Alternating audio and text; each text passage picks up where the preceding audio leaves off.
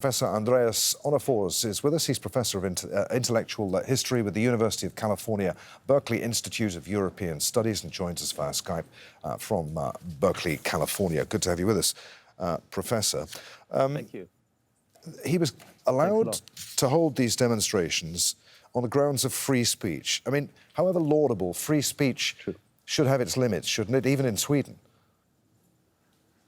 Yes, that is absolutely true. And what we have seen is both an outrageous reaction upon his burning of the Quran, but on the other hand, also a very naive view upon the freedom of speech and its limits and what the Swedish law can do and not can do in situations like this. It was a difficult decision for us even to have you on to have this interview, because by even talking about this on mass media as we are sort of giving him the kind of publicity that he wants. Do you understand that dilemma?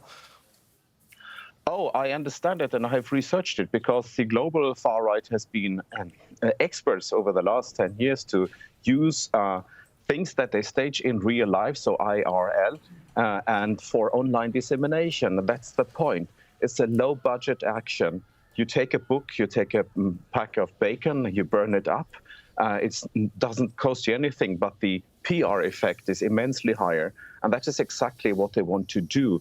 And I find it outrageous that the Swedish state allows that person a stage to abuse our fundamental rights for his own promotional value, because that is what's going on here. We mentioned that he doesn't yet have enough signatures to reach the ballot for legislative elections. How much support does the far right and the people like Paludan have there in Sweden? Well, first of all, he's a Danish-Swedish politician and person, and I'm not sure if he wants to go for the elections in Sweden as well. He did not manage to get into the Danish parliament, but as you know, Denmark, Sweden are neighboring countries.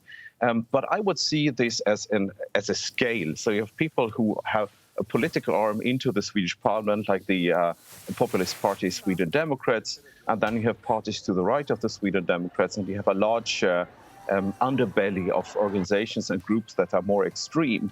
And that is where this comes in. It doesn't matter that Paludan has no chance to get into the Danish or perhaps even the Swedish parliament, but the point is he's pushing the agenda. And him being the kind of bad boy of the far right, positions that are the mainstream right-wing populist parties are pushing, such as law and order, more money to the police, more punitive measures, are also being pushed by him. And what about the people who have been rioting, who've been causing this trouble? Do they genuinely have the same beliefs as Paludan, or are they just anti-establishment types, people who are there to give the police a kicking? Yes, that is what we believe right now, and we have to see the context as well. Earlier this year, there were lots of conspiracy theories disseminated about the Swedish social services, stealing children from Muslim couples and putting them into camps and stuff like that. And that happened when the war between Russia and the Ukraine was started. So I would say we have a context here where we have forces who have something to win, to stoke tensions within Swedish society. We haven't seen the proofs for that yet, but when it comes to the conspiracy theories about the Swedish social services, we could see that they were part of foreign influence operations. It would not surprise me if you would find traces of this here as well. And these are organized criminals, but somebody has told them where the police is and that they are going out there to have a good time, so to speak, to give the police a kick, as you said. And that is really worrying, because even if the decision to allow Paludan to burn a Quran is based upon a wrong idea about Swedish rights of expression, free right of expression, sorry, the problem here is that, of course, that these criminals are abusing that as well.